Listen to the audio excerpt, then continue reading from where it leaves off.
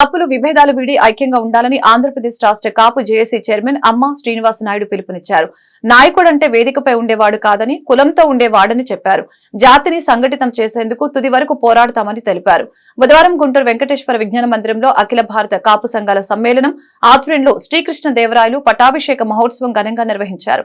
అదేవిధంగా పలు రంగాల్లో కీర్తి ప్రతిష్టతలు సాధించిన కాపు ప్రముఖుల్ని ఘనంగా సత్కరించారు.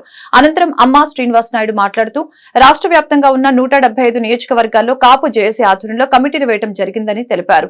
ఈ కార్యక్రమంలో పలు రాష్ట్రాలకు చెందిన కాపు నాయకులు, గుంటూరు జిల్లా కాపు నాయకులు పాల్గొన్నారు.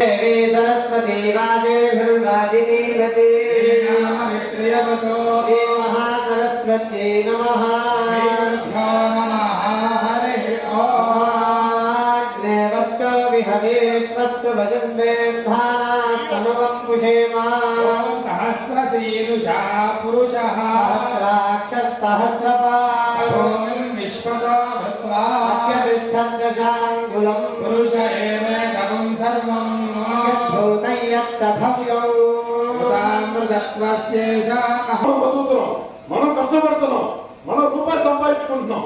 రాజకీయాలు అనేది కొంతవరకే మనం చూస్తున్నాం. చాలా మంది ఎమ్మెల్యేలు ఒక పార్టీలో ఉండి రెండో పార్టీలో చెప్పబోతున్నారు. 5 ఏళ్ళు మనం వాళ్ళందరూ తిరిగి కష్టపడి మనం ఎన్నో అన్నిటికీ కేసులకి కానీ ఇంకోటి కానీ జనాన్ని వెచ్చించి మన శ్రమను వెచ్చించి మనం వాళ్ళందరూ తిరుగుతున్నాం. ఒకటే నేను ఎందుకు చెప్తున్నానంటే వాళ్ళకి కించపరచట్లా. మనం కుటుంబం ముందు, జాతి ముందు, జాతి తర్వాత ఏదైనా కానీ జాతి అభివృద్ధి గురించే మాట్లాడాలా.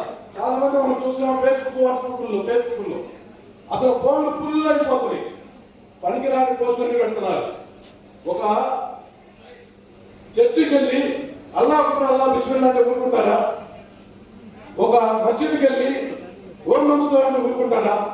అలాగే మన కుల సంఘాల గ్రూపుల్లో ఎప్పుడైతే మన కుల అభివృద్ధి చెందాలి అంటే ఆ గ్రూపుల్లో మీరు దయచేసి ఈ రోజు నుంచైనా కానీ పనికి మాలిన పోస్టులు, ఉపయోగమైన పోస్టులు పెట్టకుండా మన విద్యార్థులకు, మన పిల్లల భవిష్యత్తు ఏంటి, మన భవిష్యత్తు ఏంటి, ఎవరైనా పేదవాళ్ళు ఉంటే వాళ్ళని చదివించే విధానాలు ఏంటి, లేదంటే మనలో ఎవరుంటారు బడుగు బలహీనులు, వాళ్ళకి మనం ఏం చేయాలి, ఇలాంటి కార్యక్రమాలు చేయకోకుండా తాడి చెట్టుకి 5 తలకాయలు పుట్టినాయి, ఒక్క పిల్లకి 11 పిల్లలు పుట్టినాయి.